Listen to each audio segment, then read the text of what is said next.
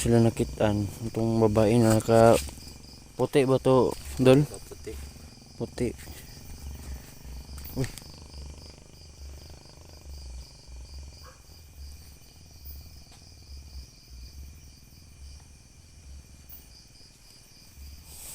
Wala bro. Wala. Siga na siya dia.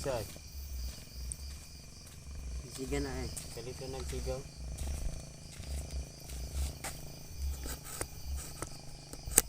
Saan? Kaning isa. Okay na. Ito banda dito. Gandang gabi sa inyo.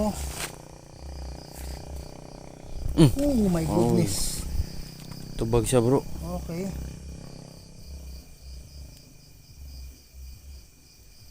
Maraming salamat.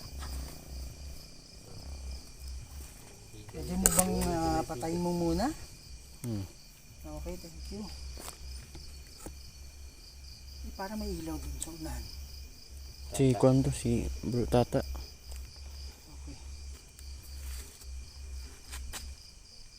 Meron po bang engkanto dito? Kung meron ang mga engkanto dito, pwede nyo bang pailawin yan? Para malaman lang namin kung ano yung kausap namin. Sige po.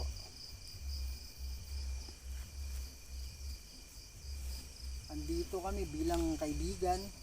Kung oo, pailawin mo. Eto, pailawin mo.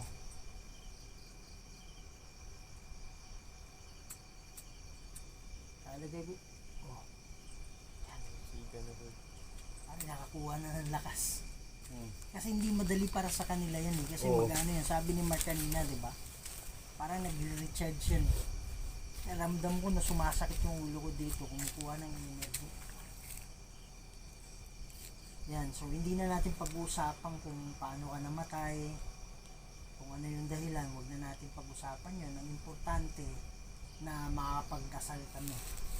Para ikaw ay makaalis kung ikaw may na nakakulong. Ikaw ba'y nakakulong dito o bumibisita lang? Kung ikaw ay nakakulong, pailawin mo. Huwag ng lakas. Pwede mo bang subukan yung nasa ilalim?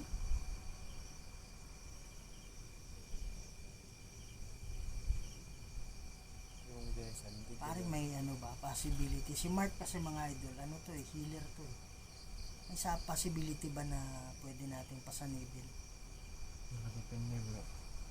Nakapudir naman yung sila Gudgo. Tanan, hindi natin naman pa. Nakapudir na kanina, di ba? Ngayon pa lang siya, delay yung ano niya eh. Okay, so magdadasal kami para sa'yo ha. Meron ka bang gustong idagdag bro? Wala po.